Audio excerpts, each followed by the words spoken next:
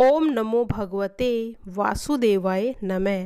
प्रिय भक्तजनों, आज हम माघ मास के सभी अध्यायों का श्रवण करेंगे। माघ मास जो है वह बहुत पवित्र महीना माना जाता है। इस महीने में कई सारे पवित्र त्योहार भी आते हैं। माघ मास में ही सूर्य मकर राशि में प्रवेश करते हैं। माघ मास से जुड़े कुछ नियम हैं जिनका पालन करने से मनुष्य की सभी इच्छाएं पूरी होती हैं। माघ मास को लेकर एक पौराणिक कथा है जिसके अनुसार माघ मास में गौतम ऋषि ने इंद्रदेव को श्राप दिया था।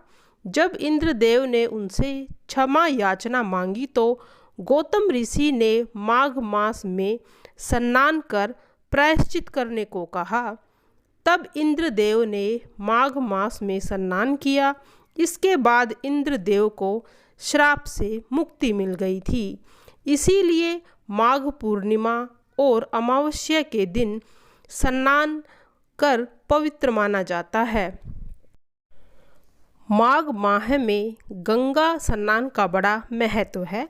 अगर आप गंगा घाट जाकर स्नान नहीं कर सकते हैं तो घर में ही नहाने के पानी में गंगा जल मिलाकर स्नान कर लें। माघ मास में रोजाना गीता का पाठ अवश्य करना चाहिए। ऐसा करने से भगवान विष्णु का आशीर्वाद मिलता है और जीवन सुख समृद्धि से भर जाता है।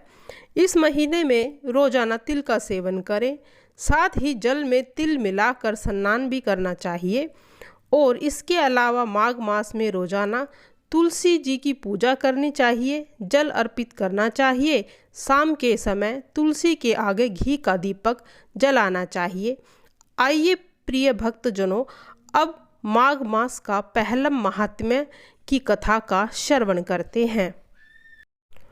नारायणं नमस्कृत्य नरं चैव नरोत्तमं देवी सरस्वती चैव ततो जयमुदीर्यते। अर्थात सारे संसार के कर्ता श्री भगवान विष्णु, माता लक्ष्मी और देवी सरस्वती तथा श्री देव गुरु बृहस्पति जी के चरण कमलों में मैं नमस्कार करती हूँ और इस मास के महात्म्य का वर्णन करती हूँ। एक समय श्री सुत जी ने अपने गुरु श्री व्यास जी से कहा, हे आदरणीय गुरुदेव, कृपया करके आप मुझे माघ मास का महात्म्य कहिए, क्योंकि मैं आपका शिष्य हूँ। व्यास जी कहने लगे कि रघुवंश के राजा दिलीप एक समय यज्ञ के स्नान के पश्चात सुंदर वस्त्र पहनकर शिकार की सामग्री से युक्त कवच और शोभायमान आभूषण पहने हुए अपने सिपाहियों से घिरे हुए जंगल में शिकार खेलने के लिए अपने नगर से बाहर निकले। उनके सिपाही जंगल में शिकार के लिए मृग, व्याघ्र, सिंह आदि जंतुओं की तलाश में इधर उधर फिरने लगे। उस वन में वनस्थली अत्यंत शोभा को प्राप्त हो रही थी। वन में कहीं वृक्षों पर मोर नाच रहे थे तो कहीं गीदड़ अपना भयंकर शब्द कहरा रहे थे। कहीं वृक्षों के कोटरे में बैठे हुए उल्लू अपना भयानक शब्द कर रहे थे। कहीं पर गंधित पुष्प, हरी हरी लताएं वन की शोभा को बढ़ा रही थी। कहीं बड़े बड़े पेड़ खड़े थे तो कहीं पर उन पेड़ों पर बड़े बड़े अजगर और उनकी केचलियां भी पड़ी हुई थी। राजा ने उसके पीछे अपना घोड़ा दौड़ाया, परंतु मृग पूर्ण शक्ति से भागने लगा। मृग कांटेदार वृक्षों के एक जंगल में घुसा और राजा ने भी उसके पीछे वन में प्रवेश किया, परंतु दूर जाकर मृग राजा की दृष्टि से गायब हो गया। राजा निर्जल वन में अपने सैनिकों सहित प्यास के मारे अति दुखित हो गया। दोपहर के समय अधिक मार्ग पर चलने से सैनिक थक गए और घोड़े रुक गए। कुछ थोड़ी दूर राजा ने एक बड़ा भारी सुंदर सरोवर देखा जिसके किनारों पर घने वृक्ष थे। उसका जल सज्जनों के हृदय के समान पवित्र था। सरोवर का जल लहरों से बड़ा सुंदर लगता था। जंगल में अनेक प्रकार के जल जंतु, मछलियां आदि स्वच्छंदता से इधर उधर घूम रहे थे। दुष्टों के समान निर्दयी चित्त वाले मगरमच्छ भी थे। किसी किसी जगह लोभी के घर के समान सीमाल भी पड़ी हुई थी। जैसे विपत्ति में पड़े हुए लोगों के दुख को हरने वाली दानी पुरुष के समान यह सरोवर अपने जल से सबको सुखी करता था। जैसे मेघ चालक के दुख को हर लेता है। इस मानसरोवर को देखकर राजा की सारी थकावट दूर हो गई। रात्रि को राजा वहीं विश्राम किया और सैनिक पहरा देने लगे और चारों तरफ फैल गए। रात के अंतिम समय में सूकरों के एक झुंड ने आकर अंतिम समय में पानी पिया और कमल के झुंड के पास आया। तब शिकारियों ने सावधान होकर सूकरों पर आक्रमण किया, उनको मारकर पृथ्वी पर गिरा दिया। उस समय सब शिकारी कोलाहल करते हुए बड़ी प्रसन्नता के साथ राजा के पास गए और राजा प्रभात हुआ देखकर उनके साथ ही अपनी नगरी की तरफ चल पड़ा। रास्ते में एक तपस्वी को देखा जिसका शरीर तपस्या और नियम के कारण बिल्कुल सूख गया था, जो मृगछाला और वल्कल पहने हुए था। राजा ने ऐसी घोर तपस्वी को देखकर बड़े आश्चर्य से उनको प्रणाम किया और हाथ जोड़कर खड़ा हो गया।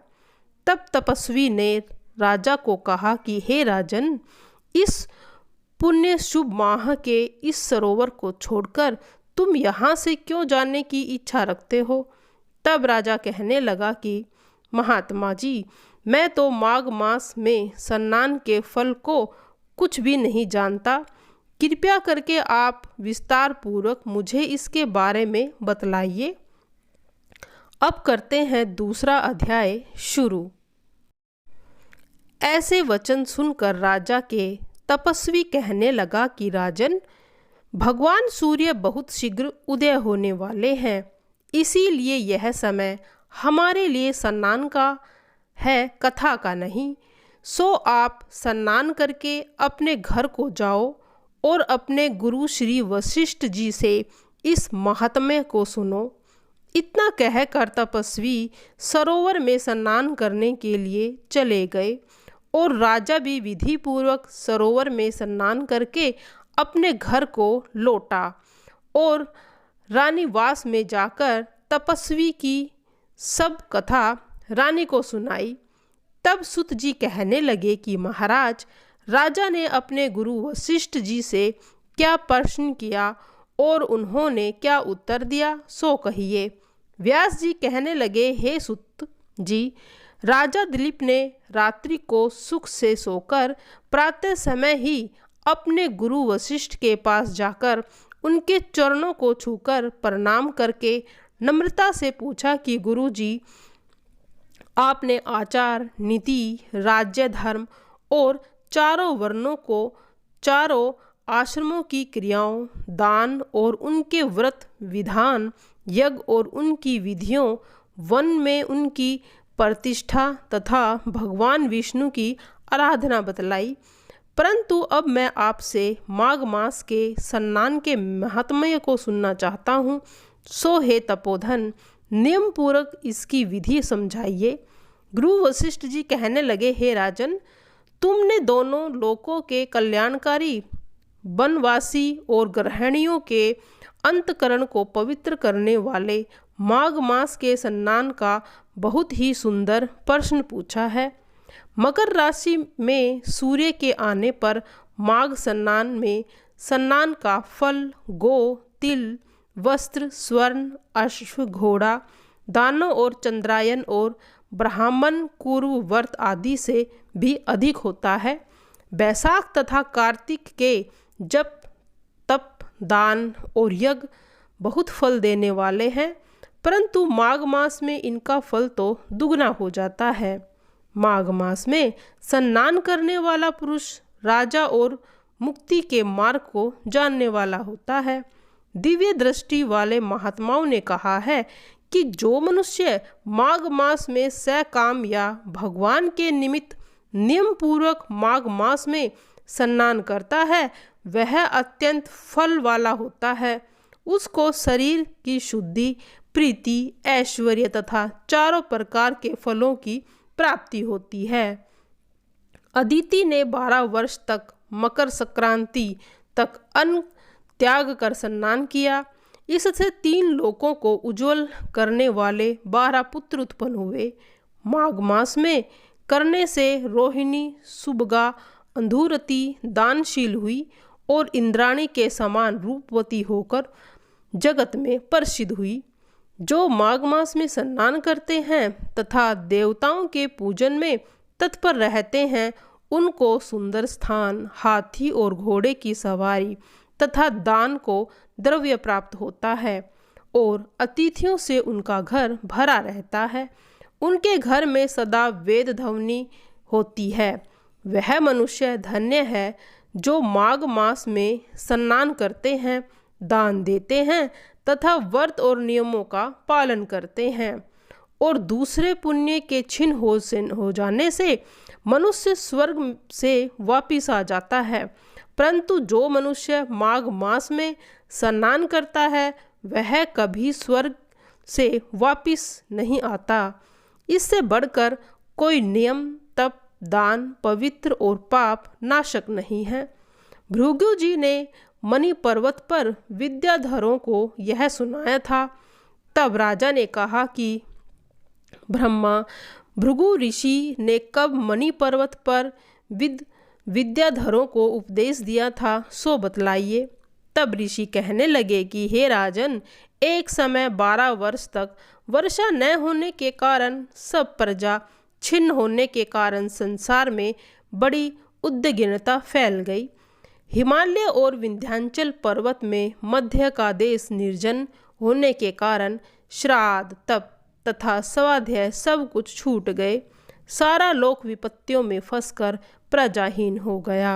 सारा भूमंडल फल और अन्न से रहित हो गया।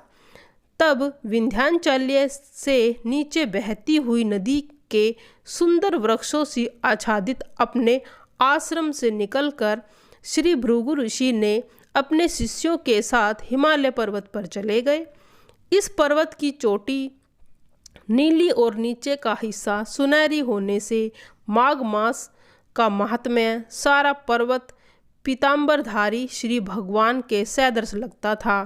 पर्वत के बीच का भाग नीला और बीच बीच में कहीं कहीं सफ़ेद सर्टिफिक होने से तारों से युक्त आकाश जैसी शोभा प्राप्त होता था।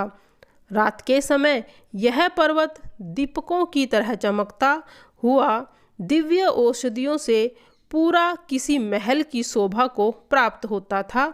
यह पर्वत शिखाओं पर बांसुरी बजाती और सुंदर गीत गाती हुई किन्नरियों तथा केले के पत्तकों की पताकाओं से अत्यंत शोभा को प्राप्त हो रहा था। यह पर्वत नीलम, पन्ना, पुखराज तथा इसकी चोटी से निकलती हुई रंग बिरंगी किरणों से इंद्रधनुष के समान प्रतीत हो रहा था। इसकी कंदराओं में काम पीड़ित विद्याधरी अपने पतियों के साथ जाकर रमण करती थी और गुफाओं में ऐसे ऋषि मुनि जिन्होंने संसार के सब कलेशों को जीत लिया था रात दिन ब्रह्मा का ध्यान करते हुए और कई एक हाथ में रुद्राक्ष की माला लिए हुए शिव की आराधना में लगे रहते थे। पर्वत के नीचे भाग में जंगली हाथी अपने बच्चों के साथ खेल रहे थे तथा कस्तूरी वाले रंग बिरंगे मृगों के झुंड इधर उधर भाग रहे थे। यह पर्वत सदा राजहंस तथा मोरों से भरा रहता था। इसी कारण इसको हेमकुंड कहते हैं। यहाँ पर सदैव ही देवता, गुहाक और अप्सरा निवास करते थे। 3रा अध्याय। तब राजा कहने लगे कि महाराज, यह पर्वत कितना ऊंचा है, कितना चौड़ा है। तब वशिष्ठ जी कहने लगे कि 36 योजन ऊंचा, ऊपर चोटी से 10 योजन चौड़ा और नीचे 16 योजन चौड़ा है, जो हरी, चंदन, आम, देवदारू और अर्जुन के वृक्षों से सुशोभित है। इनकी कंदराओं वनों उपवनों में बहुत दिनों तक तप करते रहे। इस प्रकार जब भृगु ऋषि वहाँ पर अपने आश्रम पर रह रहे थे तो एक विद्याधर अपनी पत्नी सहित उतरा। वह अत्यंत दुखी थे। उन्होंने भृगु ऋषि को प्रणाम किया और ऋषि ने बड़े मीठे स्वर में उनसे कहा कि हे विद्याधर, तुम बड़े दुखी दिखाई देते हो, इसका क्या कारण है? तब विद्याधर कहने लगे कि महाराज, पुण्य के फल को पाकर, स्वर्ग पाकर तथा देवतुल्य शरीर पाकर भी मेरा मुख व्याघ्र जैसा ही है। यही कारण है मेरे दुख और अशांति का। न जाने किस पाप का फल है। मेरे चित्त को व्याकुलता का दूसरा कोई कारण भी सुनिए। यह मेरी पत्नी अति रूपवती, मीठा वचन बोलने वाली, नाचने और गाने की कला में अति प्रवीण है, शुद्ध चित्त वाली, सातों सुरों वाली, वीणा को बजाने वाली, जिसने अपने कंठ से गाकर नारद जी को प्रसन्न किया था। नाना स्वरों के बाद भी वीणा बजाकर कुबेर को भी प्रसन्न कर लिया था। अनेक प्रकार के नाच ताल में शिवजी महाराज भी अति प्रसन्न और रोमांचित हुए थे। शील, उदारता, रूप तथा यौवन में स्वर्ग की कोई अप्सरा भी इन जैसी नहीं है। कहाँ ऐसी चंद्रमुखी स्त्री और कहाँ मैं व्याघ्र मुख वाला। यही चिंता सदैव मेरे हृदय को जलाती है। विद्याधर के ऐसे वचन को सुनकर तीनों लोकों की भूत, भविष्य और वर्तमान की बात जानने वाले तथा दिव्य दृष्टि वाले ऋषि कहने लगे कि हे विद्याधर, कर्म के विचित्र फल प्राप्त हो जाते हैं। मक्खी के पैर जितना विष भी प्राण लेने वाला हो जाता है। छोटे छोटे पापों का फल भी अत्यंत दुखदायी हो जाता है। तुमने माघ मास की एकादशी का व्रत करके द्वादशी के आने तक शरीर में तेल लगाया, इसी पाप कर्म से व्याघ्र हुए। एकादशी के दिन उपवास करके द्वादशी को तेल लगाने से राजा पुरवरा ने भी कुरूप शरीर पाया था। तब वह अपने कुरूप शरीर को देखकर दुखी होकर हिमालय पर्वत पर देव सरोवर के किनारे पर गया। प्रीतिपूर्वक शुद्ध स्नान कर कुशा के आसन पर बैठकर भगवान कमल नेत्र वाले पीतांबर पहने, वन माला धारण किए हुए विष्णु का चिंतन करते हुए पुरवरा ने 3 मास तक निराहार रह भगवान का चिंतन किया। इस प्रकार 7 के जन्मों में प्रसन्न होने वाले भगवान राजा के 3 महीने के तप से ही प्रसन्न हो गए थे। माघ के शुक्ल पक्ष की एकादशी को प्रसन्न होकर भगवान ने अपने शंख के जल से राजा को पवित्र किया। भगवान ने उसके तेल लगाने की बात याद दिलाकर सुंदर देवताओं का सा रूप किया, जिसको देखकर उर्वशी भी उसको चाहने लगी थी और राजा सुकर्त्य होकर अपनी पुरी को चला गया। भृगु ऋषि कहने लगे, हे विद्याधर, इसीलिए तुम क्यों दुखी होते हो? यदि तुम अपना यह राक्षसी रूप छोड़ना चाहते हो तो मेरा कहा मानकर जल्दी ही पापों को नष्ट करने वाली हेमकुटी नदी में माघ में स्नान करो, जहाँ पर ऋषि सिद्ध देवता निवास करते हैं। अब मैं इसकी विधि बतलाता हूँ। तुम्हारे भाग्य में माघ मास आज से 5वें दिन आने वाला है। पौष शुक्ला एकादशी के दिन इस व्रत को आरंभ करो। भूमि में सोना जितेंद्रिय रहकर दिन में 3 समय स्नान करके महीना भर तक निराहार रहो। सब भोगों को त्याग कर तीनों समय शिवजी स्तोत्र और मंत्रों से पूजन करोगे तो तुम्हारा मुख कामदेव के समान हो जाएगा और देवता भी तुम्हारा मुख देखकर चकित हो जाएंगे और तुम अपनी पत्नी के साथ सुखपूर्वक क्रीड़ा करोगे। माघ मास के प्रभाव को जानकर सदा माघ में स्नान करो। पाप और दरिद्रता से बचने के लिए मनुष्य को सदा यत्न से माघ मास का स्नान करना चाहिए।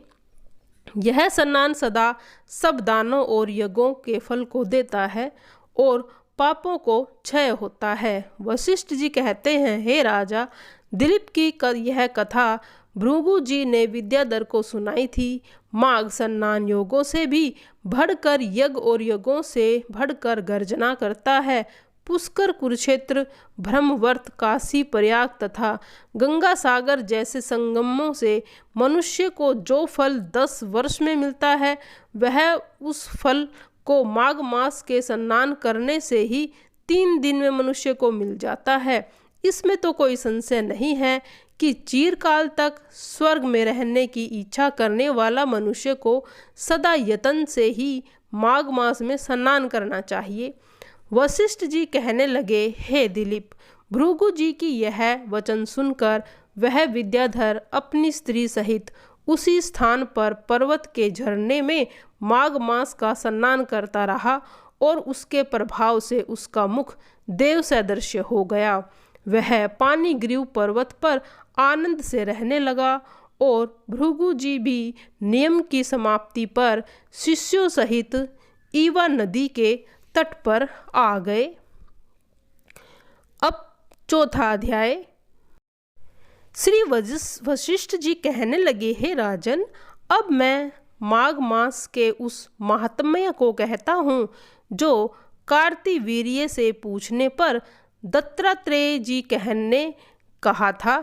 जिस समय साक्षात विष्णु जी के रूप में श्री दत्तात्रेय श्री सत्य पर्वत पर रहते थे, तब महिष्मती के राजा सहस्त्रा अर्जुन ने उनसे पूछा कि हे योगियों में श्रेष्ठ दत्तात्रेय जी, मैंने सब धर्म सुने, अब आप कृपया करके मुझे माघ मास का महात्म्य कहिए। तब दत्तात्रेय जी बोले, जो नारद जी से ब्रह्मा जी कहा था वही माघ मास का महात्म्य मैं तुमसे कहता हूँ। इस कर्म भूमि भारत में जन्म लेकर जिसने माघ स्नान नहीं किया उसका जन्म तो निष्फल है। माघ मास महात्म्य भगवान की प्रसन्नता, पापों के नाश और स्वर्ग की प्राप्ति के लिए स्नान करना अवश्य करना चाहिए। यदि यह पुष्ट शुद्ध शरीर माघ मास के स्नान के बिना ही रह जाएगा तो इसकी रक्षा करने से क्या लाभ। जल में बुलबुले के समान, मक्खी जैसे तुच्छ जंतु के समान यह शरीर माघ मास के बिना रमण के समान है। विष्णु भगवान की पूजा न करने वाला ब्राह्मण, बिना दक्षिणा के श्राद्ध, ब्राह्मण रहित क्षेत्र, आचार रहित कुल, ये सब नाश के बराबर हैं। गर्व से धर्म का, क्रोध से तप का, गुरुजनों की सेवा न करने से स्त्री तथा ब्रह्मचारी बिना जली अग्नि के हवन और साक्षी से मुक्ति के विनाश का हो जाता है। जीविका के लिए कहने वाली कथा अपने लिए ही बनाए हुए भोजन की क्रिया क्षुद्र से भिक्षा लेकर किया हुआ यज्ञ तथा कंजूस का धन, यह सब नाश के कारण है। बिना अभ्यास और आलस्य वाली विद्या, असत्य वाणी, विरोध करने वाला राजा, जीविका के लिए तीर्थ यात्रा, जीविका के लिए व्रत, संदेह युक्त मंत्र का जाप, व्याग्रचित्त होकर जप करना, वेद न जानने वाला दान देना, संसार में नास्तिक मत ग्रहण करना, श्रद्धा बिना धार्मिक क्रिया, यह सब व्यर्थ है। जिस तरह दरिद्रता का जीवन जीना व्यर्थ है, उसी तरह माघ स्नान के बिना मनुष्य का जीवन व्यर्थ है। ब्रह्मघाती, सोना चुराने वाला, मदिरा पीने वाला, गुरु पत्नी गामी और इन चारों की संगति करने वाला माघ मास में पवित्र होता है। जल कहता है कि सूर्य उदय से पहले जो मुझसे स्नान करता है, मैं उसके बड़े से बड़े पाप को नष्ट कर देता हूँ। महापातक भी स्नान करने से भस्म हो जाते हैं। माघ मास के स्नान का जब समय आता है तो सब अपने नाश के भय से काँप जाते हैं। जैसे मेघों से युक्त होकर चंद्रमा प्रकाश करता है, वैसे ही श्रेष्ठ मनुष्य माघ के स्नान करके प्रकाशमान होते हैं। काया वाचा मनसा से किए हुए छोटे या बड़े या नए या पुराने सभी पाप नष्ट हो जाते हैं। आलस्य के बिना जाने जो पाप किए हों वह भी नाश को ही प्राप्त होते हैं। जिस तरह जन्म जन्मांतर के अभ्यास से आध्यात्मिक ज्ञान की प्राप्ति होती है, उसी तरह जन्म जन्मांतर अभ्यास से ही माघ मास के मनुष्य की रुचि होती है। यह अपवित्रों को पवित्र करने वाला बड़ा तप और संसार रूपी कीचड़ को धोने की पवित्रता की वस्तु है।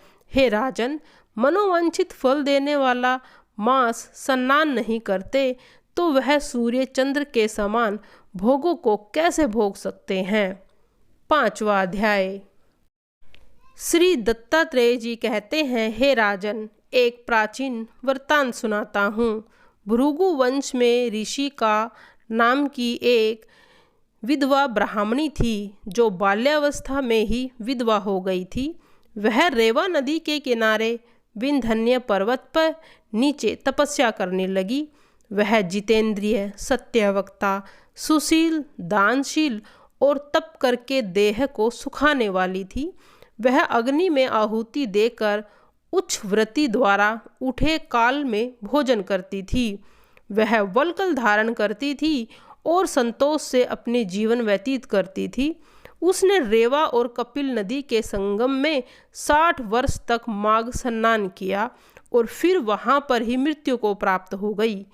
माघ मास के स्नान के फल से वह दिव्य 4000 वर्ष तक विष्णु लोक में वास करके सुंद और उपसुंद दैत्यों का नाश करने के लिए ब्रह्मा द्वारा तिलोत्तमा नाम की एक अप्सरा ब्रह्मलोक में उत्पन्न हुई। वह अत्यंत रूपवती, गान विद्या में अति प्रवीण और मुकुट कुमंडल से शोभायमान थी। उसका रूप, यौवन और सौंदर्य देखकर ब्रह्मा भी चकित हो गए। वह कुमारी तिलोत्तमा रेवा नदी के पवित्र जल में स्नान करके वन में बैठी थी।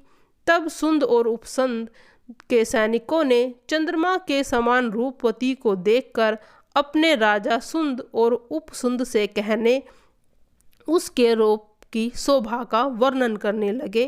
कहने लगे कि कामदेव को लज्जित करने वाली ऐसी परम सुंदरी स्त्री को हमने कभी नहीं देखा, आप भी चल कर देखें। तब वे दोनों मंदिरा के पात्र को रखकर वहाँ पर गए जहाँ पर वह सुंदरी बैठी हुई थी और मंदिरा के पान से विहल होकर काम पीड़ा से पीड़ित हुए और दोनों ही आपस में उस स्त्री रतन को प्राप्त करने के लिए विवादग्रस्त हो गए। फिर आपस में युद्ध करते हुए वहीं समाप्त हो गए। तब उन दोनों को मरा हुआ देखकर उनके सैनिकों ने बड़ा कोलाहल मचाया। तब तिलोत्तमा काल रात्रि के समान उन पर्वतों से गिराती हुई 10 दिशाओं को प्रकाशमान करती हुई आकाश में चली गई और देव कार्य सिद्ध करके ब्रह्मा के सामने आई। तो ब्रह्मा जी ने प्रसन्नता से कहा कि हे चंद्रवंदनी, मैंने तुमको सूर्य के रथ पर स्थान दिया। जब तक आकाश में सूर्य स्थित है, नाना प्रकार के भोगों को भोगो।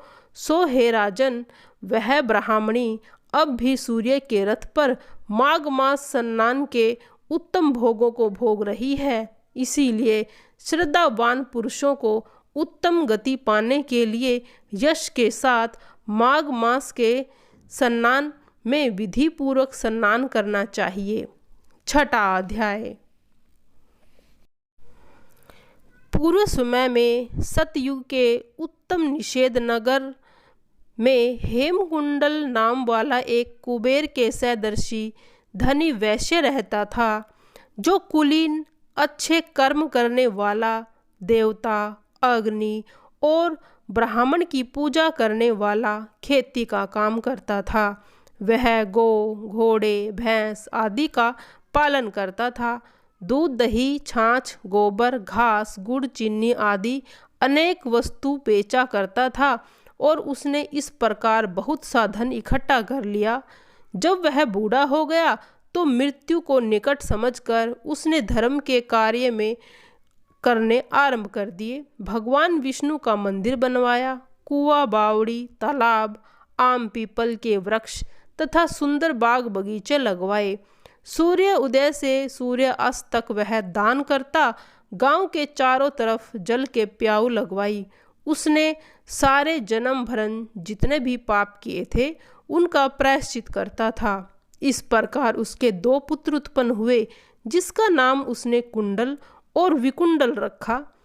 तब दोनों लड़के युवा अवस्था को प्राप्त हुए तो हेमकुंडल वैश्य गृहस्थी के कार्य सौंपकर भगवान विष्णु की तपस्या के लिए निमित्त बनाकर वन में चला गया और विष्णु जी की आराधना कर अपने शरीर को सुखाकर अंत में विष्णु लोक को प्राप्त हुआ।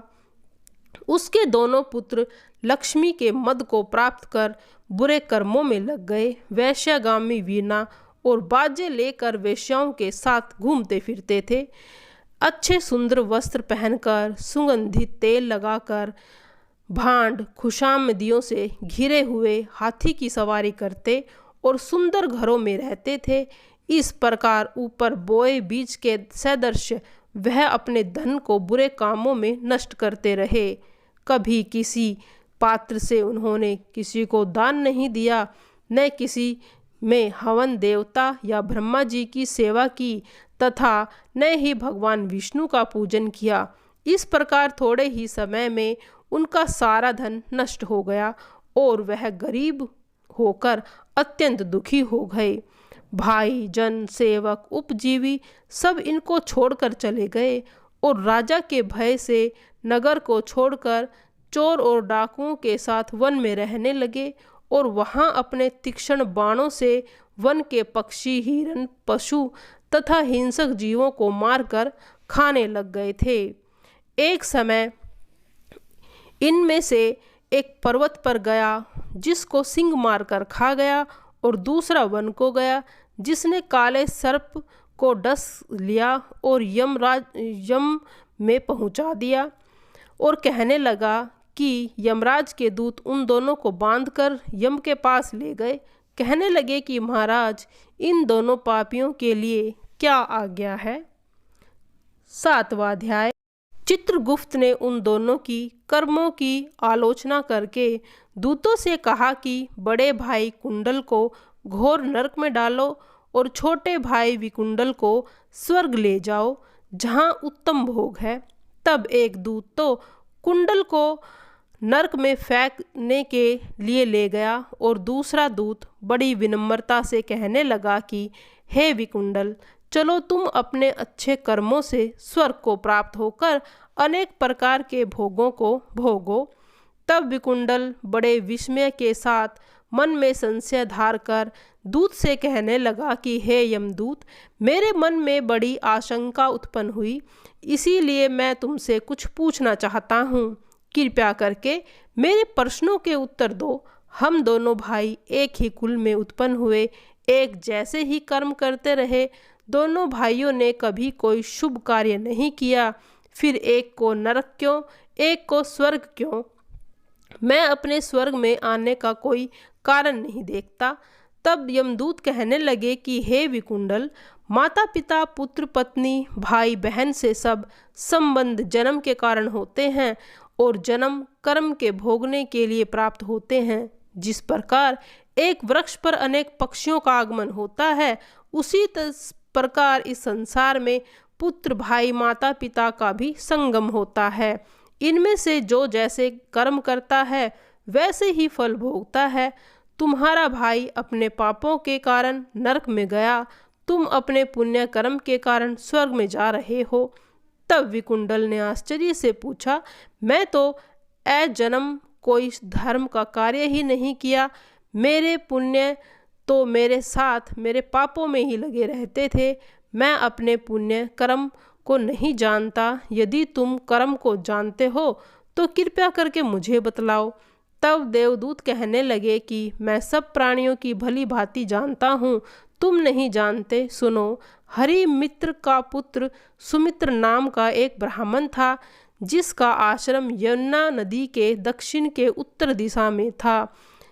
इससे जंगल में तुम्हारी मित्रता हो गई थी और उसके साथ तुमने 2 बार माघ मास में श्री गंगा जी में स्नान किया था। पहली बार स्नान करने से सब पाप नाश हो गए, दूसरी बार स्नान करने से तुमको स्वर्ग की प्राप्ति हुई।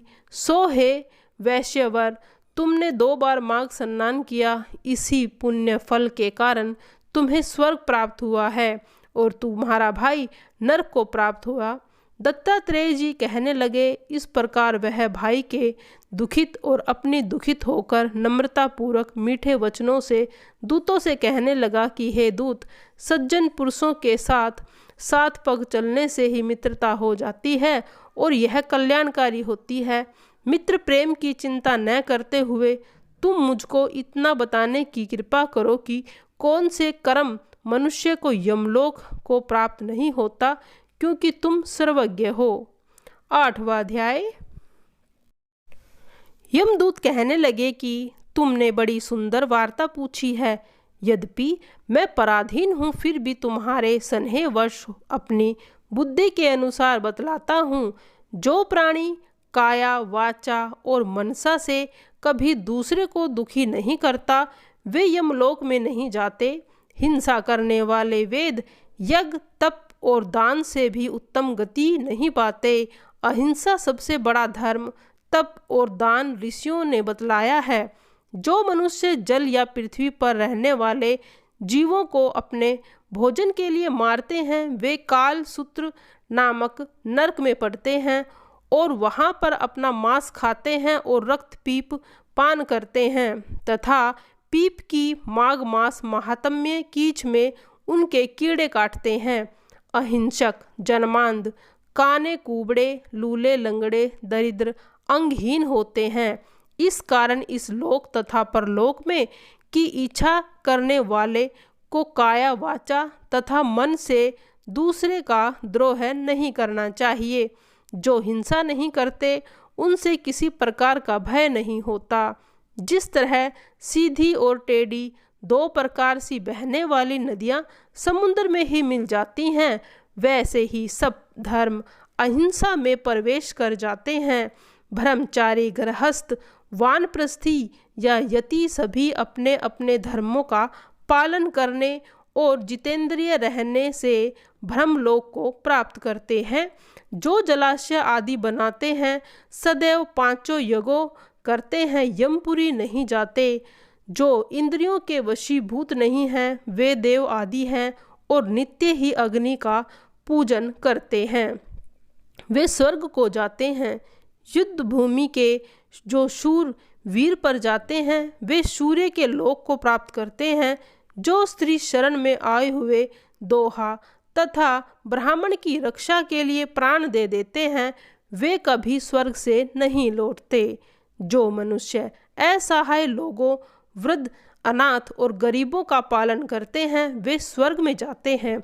जो मनुष्य गौओं के लिए पानी की व्यवस्था करते हैं और जो लोग कुआं, तालाब, बावड़ी बनवाते हैं, वे सदैव स्वर्ग में निवास करते हैं।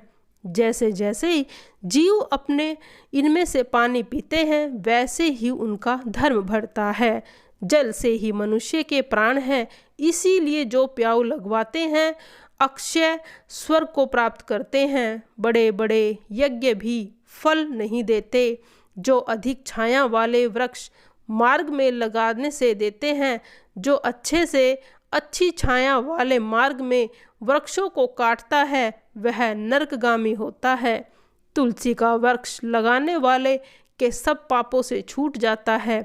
जिस घर में तुलसी वन है और वह घर तीर्थ समान है और उस घर में कभी यमदूत नहीं आते। तुलसी की सुगंध से पितरों का चित्त आनंदित हो जाता है और वे विमान में बैठकर विष्णु लोक को जाते हैं। नर्मदा नदी का दर्शन, गंगा का स्नान और तुलसी दर्श का स्पर्श, यह बार बार फल देने वाला है। हर एक द्वादशी को ब्रह्मा जी भी तुलसी का पूजन करते हैं। रतन, सोना, फूल और मोती की माला के दान से इतना पुण्य प्राप्त नहीं होता जितना तुलसी की माला के दान का। जो फल आहार आम के 1000 और पीपल के 100 वृक्ष के लगाने से होता है, वह तुलसी के 1 वृक्ष के लगाने से मिल जाता है। पुष्कर आदि तीर्थ, गंगा नदी, वासुदेव आदि देवता सब ही तुलसी में निवास करते हैं। जो मनुष्य 1 बार, 2 या 3 बार रेवा नदी से उत्पन्न शिव मूर्ति की पूजा करता है तथा स्फटिक रत्न के पत्थर में आप निकले हुए तीर्थ में, पर्वत या वन में रखी हुई शिव की मूर्ति की पूजा करता है और सदैव ओम नमः शिवाय का मंत्र का जाप करता है, वह यमलोक की कथा भी नहीं सुनते। प्रसंग, अभिमान, लोभ से शिव की पूजा करने वाले भी यम के द्वार नहीं देखते। शिव पूजा के समान पापों को नष्ट करने वाला तथा कीर्ति देने वाला लोक में को पापों में नष्ट करने वाला कोई काम नहीं होता। जो शिवालय स्थापित करते हैं वह शिवलोक में जाते हैं। ब्रह्मा, विष्णु तथा शिव का मंदिर बनाकर मनुष्य बैकुंठवासी होता है। जो भगवान की पूजा के लिए फूलों का बाग लगाते हैं वे धन्य हैं। जो माता पिता, देवताओं और अतिथियों का सदैव पूजन करते हैं वे ब्रह्मलोक को प्राप्त करते हैं। 9वां अध्याय। यमदूत कहने लगे, मध्याह्न के समय आया। ऐ तिथि, वेद पाठी हो या कोई साधारण मनुष्य या पापी कोई भी हो, ब्राह्मण के समान है। जो रात्रि के थके हुए भूखे ब्राह्मण पर आए यात्रियों को अन्न जल देता है, मध्याह्न के समय जिसके घर आया हुआ अतिथि निराश होकर नहीं जाता, वह स्वर्ग का वासी होता है। अतिथि बराबर कोई धन संपत्ति तथा हित नहीं है। बहुत से राजा और मुनि अतिथि सत्कार से ब्रह्मलोक प्राप्त हुए हैं। जो एक समय आलस्य से भी अतिथि को भोजन करा दे, वह यम द्वार नहीं देखता। केसरी ध्वज में वैवस्वत देव ने कहा है कि जो कोई इस कर्म भूमि मृत्यु लोक से स्वर्ग लोक जाने की इच्छा रखता है वह अन्न का दान करे। दूत कहता है कि यमराज कहते हैं कि अन्न के समान बराबर कोई दूसरा दान नहीं है। जो गर्मियों में जल, सर्दियों में ईंधन और सदैव अन्न का दान करते हैं वह कभी यम के दुख नहीं उठाते। जो अपने किए हुए पापों का प्रायश्चित करता है वह नरक को नहीं जाता। जो काया, वाचा और मन से किए हुए पापों को प्रायश्चित करता है वह देव और गंधर्वों से सेवित शुभ लोक को प्राप्त करता है। जो नित्य ही व्रत, तप, तीर्थ करते हैं और जितेंद्रिय हैं वह भयंकर यम को नहीं देखते। नित्य धर्म करने वाला दूसरे का अन्न, भोजन, दान त्याग दे। नित्य स्नान करने से बड़े पाप का नाश होकर यम को नहीं देखता। बिना पवित्र स्नान कैसे हो सकता है? जो मनुष्य माघ मास महात्म्य के समय चलते जल में स्नान करते हैं वह बुरी योनि नहीं पाते, न ही नरक में जाते। माघ मास में प्रातः स्नान करने वाले मनुष्य को नियम पूर्वक तिल पात्र और तिल कमल का दान करना चाहिए। यमदूत कहते हैं कि हे विकुंडल, पृथ्वी सोना गौ आदि परम दान करने वाला स्वर्ग नहीं लौटता। बुद्धिमानी पुण्य तिथि, अतिथि, व्यापाति और संक्रांति आदि को थोड़ा सा दान करके भी बुरी गति को प्राप्त नहीं करता। सत्यवादी, मौन रहने वाला, मीठा बोलने वाला, क्षमाशील, नीतिवान आदि, किसी की निंदा न करने वाला, सभी प्राणियों पर दया करने वाला, पराये गुणों का वर्णन करने से पराये धन को तृण के समान समझने वाला, ऐसे लोग नरक को कभी नहीं भोगते। 10वां अध्याय। यमदूत कहने लगी कि हे वैश्य, एक बार जो गंगा स्नान करने से मनुष्य सब पापों से छूटकर अत्यंत शुद्ध हो जाता है। जी को तीर्थ के समान समझता है वह नरक में जाता है। भगवान के चरणों से उत्पन्न हुई गंगा जी के पवित्र जल को श्री शिव जी अपने मस्तक पे धारण करते हैं। वह ब्रह्मा जो संदेह रहित, प्रकृति से अलग और निर्गुण है, ब्रह्मांड में उसकी समानता किसी से कैसे हो सकती है? गंगा जी का नाम, उसकी समानता किससे हो सकती है? गंगा जी हजारों योजन दूर से ही लेने वाले नर्क नहीं जाता। इसीलिए मनुष्य को अश्वमेव गंगा जी में स्नान करना चाहिए। हे वैश्य, जो ब्राह्मण दान देने का अधिकारी होकर भी दान नहीं लेता, वह आकाश के नक्षत्र में चंद्रमा के समान है। जो कीचड़ से गौ को निकालता है, जो रोगी की रक्षा करता है, जो गौशाला में मरते हैं, वह आकाश में तारा होते हैं। प्राणायाम करने वाले मनुष्य सदैव उत्तम गति को प्राप्त करते हैं। प्रातः समय स्नान के बाद 16 प्राणायाम करते हैं, वह घोर पापों से बच जाते हैं। जो प्राय स्त्री को माता के समान मानते हैं, वह यज्ञ की यातना को नहीं भोगते। जो मन से ही कभी पर स्त्री का चिंतन नहीं करता, वह दोनों लोकों में अपने अधीन करता है। जो पराय धन को मिट्टी के समान समझता है, वह स्वर्ग को जाता है। जिसने क्रोध को जीत लिया, मानो स्वर्ग को जीत लिया। छील की रक्षा करने वाली स्त्री धन्य है, शील भंग करने वाली यमलोक जाती है। जो वेदों और शास्त्रों को पढ़ते या पुराण संहिताओं को पढ़ते सुनते हैं तथा जो स्मृति का व्याख्यान और धर्मशास्त्र समझते हैं, जो वेदांत में लीन रहते हैं, वह पाप रहित होकर ब्रह्मलोक को प्राप्त होते हैं। जो अज्ञानियों को वेद शास्त्र का ज्ञान देते हैं, वह देवताओं भी पूजित है। यमदूत ने कहा कि हे वैश्य, किसी यमराज ने हमको वही आज्ञा दे रखी है कि तुम किसी वैष्णवों को मेरे पास मत लाओ। हे वैश्य, पापी लोगों को इस संसार रूपी नरक को पार करने के लिए भगवान की भक्ति के सिवाय दूसरा कोई उपाय नहीं है। माघ मास महात्म्य की भक्ति न करने वाले मनुष्य को चांडाल के समान समझना चाहिए।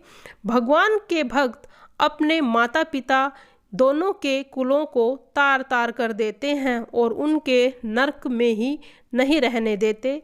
और जो मनुष्य वैष्णव का भोजन करते हैं, वे भी कृपा से श्रेष्ठ गति को प्राप्त होते हैं। बुद्धिमान को सदैव वैष्णव का अन्न नहीं खाना चाहिए। इससे बुद्धि पवित्र होकर मनुष्य पाप नहीं करता। गोविंदाय नमः इस मंत्र का जाप करता हुआ जो मनुष्य मृत्यु को प्राप्त होता है, वह परम धाम को प्राप्त होता है। इसमें तो कोई संदेह नहीं है। ओम नमः भगवते वासुदेवाय नमः इस द्वाअक्षर मंत्र का जाप करते रहने चाहिए। इसके ब्रह्मा इत्यादि बड़े बड़े जो पाप होते हैं, वह भी नष्ट हो जाते हैं। प्रिय भक्तजनों, आज हमने 1 से 10 तक माघ मास का महात्म्य का श्रवण किया है। अगली वीडियो में हम 11 से 20 का जो अध्याय है उसका श्रवण करेंगे।